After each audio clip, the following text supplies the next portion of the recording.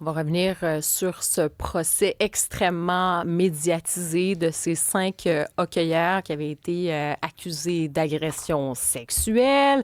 Bon, là, évidemment, finalement, la juge qui a dit que le témoignage n'était ni crédible, il y a le terme là, Ni qu'elle a fiable dit, même. ni fiable, ni crédible aussi. Bref, on va en reparler avec Rémi Villemur aujourd'hui. Ça fait énormément réagir, cet acquittement de ces 5 hockeyeurs. On dirait que vraiment, là, il y a eu cet acquittement, mais c'est pas terminé, on dirait, dans l'espace Ouais. public. Puis les réactions aussi. Il y a beaucoup de femmes, je regardais ça aussi dans les commentaires, là, des femmes aussi d'opinion, là, qui ont commenté ça, comme si finalement, oui, il y a le procès, mais c'est pas ça. T'sais. Ben c'est ça. En fait, on dirait un dur lendemain de veille pour beaucoup de gens. Je lis beaucoup dans la presse, j'entends beaucoup dans le commentariat la question quelle est la leçon qu'on va tirer? Où est-ce que on va s'en aller avec ça? Et là, c'est parce que ça vient un petit peu défaire toute la logique qui était en branle depuis quelques années déjà. Je rappelle quand même un slogan avec lequel j'ai toujours été extrêmement mal à l'aise parce que c'est un slogan qui relève pour moi presque de la foi, donc de la religion. On vous croit. Donc, on entendait toujours ça. On vous croit. Dans tous les procès qui ont été extrêmement médiatisés, il y a eu des gens qui se rassemblaient devant les palais de justice, en Ontario comme au Québec, pour crier « On vous croit ». Des gens qui n'étaient pas des proches, forcément, des plaignantes ou même des accusés, des gens qui étaient des gens issus de la société civile, qui est militants et qui se pointaient là et qui criaient « On vous croit ». Eh bien, moi, j'ai toujours eu un malaise avec ça parce que je répète depuis le début que chaque cas est particulier. C'est pour ça que le système de justice existe. C'est pour prendre une situation qui est particulière et la traiter en soi comme une situation. Pas la traiter en fonction des tendances, pas la traiter en fonction des attentes de certains groupes militants, pas de la traiter en fonction de la projection qu'on peut se faire à travers un cas. On se dit, OK, moi, j'ai subi une agression sexuelle, je veux que ce cas-là puisse être un... Non! Chaque cas est particulier. Dans toute cette histoire-là, je trouve que ça a été bien organisé. C'est qui a présidé le procès? Une femme. C'est une juge. OK? On le répète quand même, là. Une femme, une juge, qui s'est intéressée à la situation, qui a pris son temps pour prendre sa décision. Ça a pris des mois, ce procès-là. Le jugement, j'étais en ondes, Karima, la semaine dernière, quand elle le lisait, elle avait commencé entre 10h et 10h30. Et on a eu les 5 acquittements là, vers 14h. Ça lui a pris, avec une pause, plus de 2 heures lire son texte parce qu'elle avait voulu faire les choses sérieusement.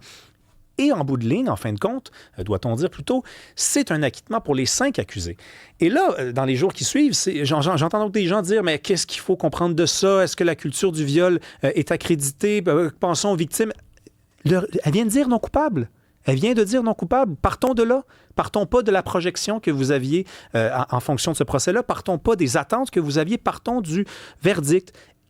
Non coupable pour ces 5 accusés-là. Donc, ça vient rétablir, je pense, un sentiment de justice. J'ai lu, par exemple, Le Devoir demander à quoi s'attendre. À de la justice, Colin, à de la justice, parce que de toute façon, depuis des années, les gens étaient coupables avant même le verdict. Ils étaient coupables même si le verdict était non coupable. On se demande, par exemple, de ces 5 joueurs-là, vont-ils jouer dans la Ligue nationale? Posons-nous même pas cette question-là. Leur vie est finie. OK, c'est pas compliqué, là. Vous allez écrire leur nom sur Google. Toute leur vie, ça va être à côté d'agressions sexuelles sur les titres des plus grands journaux. Leur vie est finie. La justice, elle n'existe pas depuis que MeToo a pris les devants. Donc, quand ça arrive, ayons l'intelligence de partir des bons principes. Peut-être qu'un procès comme ça, tu dis la vie est finie, tout ça, peut-être que ça va changer aussi le cours des choses. Bien, peut-être effectivement qu'on va donner une chance à ces joueurs, à ces jeunes-là, peut-être effectivement, mais je pense que pour une organisation comme la Ligue nationale de hockey, qui vaut des millions et des millions de dollars, ben, tu ne prends pas de chance en fait. Tu ne prends pas de chance, tu n'as pas besoin de ces 5 joueurs-là. Des joueurs de hockey, il y en a partout, il y en aura tout le temps. Donc tu les écartes. Mais c'est pas un détail. Les gens disent, ben, ils feront autre chose. Wow. Ils voulaient jouer au hockey. Il faut lire le verdict, là, tout le jugement, parce que puis Patrick Lagacé a fait un beau compte-rendu ce matin dans la presse, courageux de sa part, où il donne des détails d'incohérence dans le témoignage de la plaignante. Ça frôle presque le mensonge, là, où elle disait, par exemple, on m'a saoulé la gueule, c'est pas vrai, elle a payé tous les verres mais c'est-à-dire qu'elle a qu'il y a bu. c'est ça. Quand tu regardes la preuve que la juge a analysée, il y a toutes les questions des vidéos. Il y a eu des comparatifs entre le témoignage, ce qu'elle a dit, et aussi des preuves récoltées sur vidéo qui ne correspondaient pas à ces fameux propos. Donc, il y avait ces éléments-là qui étaient comme essentiels parce que, aussi, je rappelle que dans un procès criminel, c'est hors de tout doute raisonnable aussi. Puis là, ça va au-delà de ça parce qu'elle c'est vraiment, elle dit, là, c'est pas fiable. Ben, c'est ça. Et bon, ils ont été acquittés. Ensuite, moi, je te dirais, c'est sûr, tu sais, comme femme, comme personne aussi qui regarde toutes ces choses-là, qui va comprendre aussi le témoignage de femmes en général qui vont parler, qui ont été victimes d'agressions sexuelles et qui ont souffert et des fois qui ne sont pas rendues en cours ou des fois, justement, le fardeau de preuve. Et on comprend, le fardeau de preuve, il faut que ce soit, faut vraiment que ce soit hors de tout doute parce que tu risques la prison, les conséquences sont vraiment extrêmement lourdes. J'ai toujours une espèce de malaise à travers tout ça parce qu'il y a des gestes qui sont peut-être moralement inacceptables, humainement condamnables, mais dans la justice, effectivement, c'est pas condamnable d'un point de vue juridique. Mais est-ce qu'il y a des situations, des gestes misogynes, des gestes, même une forme de violence qui peuvent survenir, qui brisent des femmes, des hommes aussi. Ça existe. Est-ce que c'est condamnable par la loi? Pas nécessairement, mais cette souffrance-là, elle existe aussi. Oui, non, elle existe, mais c'est parce que le problème, c'est qu'il ne faut pas tout confondre. C'est-à-dire que là, il fallait s'intéresser à ce cas-là. Mm-hmm. Ce cas-là était indépendant des autres. C'est une histoire, OK, avec des personnages dedans qui sont des vraies personnes, là, pour tout dire. Et ce cas-là était un cas de... C'était pas un viol. Mm-hmm. Ça a été reconnu, ça a été démontré, ça a été documenté. Donc là, je répète, il y a un slogan qui est passé dans l'espace public. En fait. On vous croit, il fallait pas croire. Il faut pas croire tout le monde. Le mensonge existe partout. Moi, je connais plein de menteuses, je connais des menteurs. Il est minoritaire dans les enjeux, souvent, des accusations d'agression sexuelle, mais tu as raison de dire que ça existe aussi. T'sais. Et malheureusement, ça fait du tort aux victimes d'agressions sexuelles là, qui subissent des viols, des choses comme ça. C'est une minorité, mais tu as raison de mentionner que ça peut exister aussi. Bien, c'est parce que je ne suis pas naïf devant le genre humain. Moi, je pense qu'il y a du mal dans le cœur d'à peu près, potentiellement dans le cœur de n'importe quel humain. Et derrière le « on vous croit », il y avait quelque chose de très infantilisant, finalement, à Karima, parce que ce qu'on disait, c'est, puisque c'est une fille qui le dit, on la croit. Jusqu'à quel point on insulte l'intelligence des gens, là? OK? Je veux dire, n'importe qui peut inventer une histoire. Les hommes ne sont pas de meilleurs conteurs que les filles. D'accord? La femme peut mentir, l'homme peut mentir. Soyons pas naïfs devant le genre humain. Là. Il y a des centaines d'années de philosophie qui ont documenté ça, là. D'accord? Donc, là, je pense que la douche, elle est froide pour certaines personnes parce que c'est une femme qui s'est intéressée à un cas et qui a dit c'est ni crédible ni fiable. Tant pis, ça existe. Et voilà. Puis c'est pas une raison de ne pas prendre au sérieux les plaintes pour agression sexuelle. Au contraire, il faut porter plainte. C'est ce que je recommande à chaque fois d'ailleurs. C'est beaucoup plus simple de porter plainte. Et je ne dis pas que c'est facile de le faire. Je ne suis pas dans le bon corps pour le dire.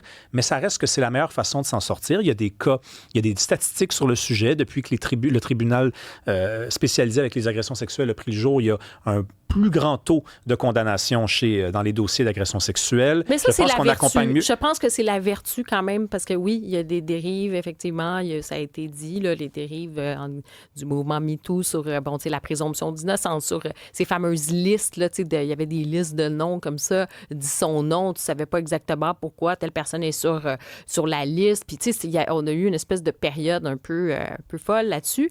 Fallait, comme on dit, la marmite, elle a éclaté aussi, parce qu'il y a eu des violences, il y a eu des comportements inacceptables, il y a eu des agressions.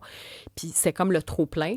Mais ensuite, je pense que la justice, si on croit en la justice, si on croit qu'elle fait son travail, tu l'as mentionné, il y a eu quand même, il y a eu des avancées, il faut les souligner. Oui, oui. Et sur les tribunaux, le tribunal spécialisé. Ouais. Et aussi, il faut remettre les pendules à l'heure à un moment donné aussi. C'est-à-dire qu'il faut que les gens sentent qu'ils sont aussi protégé si tu es victime d'une fausse accusation. Ta vie n'a pas non plus à être pénalisée pour le reste de ta vie parce que tu as vécu une fausse accusation, même si c'est minoritaire. Puis je te dis, comme femme, ça me touche, là. Tu comprends? C'est comme ce malaise-là par rapport à tout ça. Mais je pense qu'à un moment donné, effectivement, tu vas devant la justice, puis tu regardes quand même, est-ce que tu regardes les détails, tu regardes les preuves, c'est important. c'est important. Oui, Ça existe. Puis je pense que la meilleure solution, c'est de choisir le droit. C'est de choisir les institutions, c'est de choisir les tribunaux. Il faut les améliorer. Puis d'ailleurs, il y a des moyens de le faire. On envoie à l'Assemblée nationale des élus qui sont sensibles à ces causes-là. On va les voir à leur bureau de comté. On organise des pétitions. Il faut utiliser ces méthodes-là. Parce que je trouve qu'on a trop souvent balayé du revers de la main les cas où il y avait des fausses accusations, où on disait, parce que la fameuse phrase, là, il fallait que ça pète. Ben, il fallait que ça pète. Là. Derrière ça, il y a une tentation totalitaire. Parce qu'on admet inconsciemment qu'il y a plein de gens qui vont écoper là-dedans. Moi, j'en connais des gens qui sont ramassés sur des listes et qui ont appelé leur ex en disant « c'est toi qui m'as mis là-dessus ». Puis la fille, elle lui disait, par exemple, « ben oui, tabarnak, tu m'as fait ci, tu m'as fait ça, fait que tu vas payer ». Puis il dit « mais j'ai pas fait ce que tu me reproches, tu réalises ce qui va m'arriver, je vais perdre mon travail ». Ils ont perdu leur job, ils n'ont pas été capables de retrouver une vie normale. Ça existe, ça aussi. Donc ça, on essaie d'éviter ça. Bien, merci Rémi. Merci à toi. Pour ton analyse. Bye.